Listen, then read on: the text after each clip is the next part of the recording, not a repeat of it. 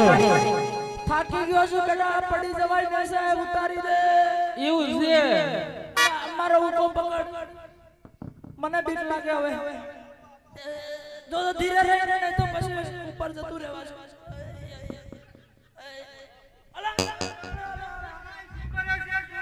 અલા કીધું કે અલા તમારે મને મારી નાખવાનો વિચાર છે કે હું છે અલા મારો પગ એક બાજુ બેહાડી દે મને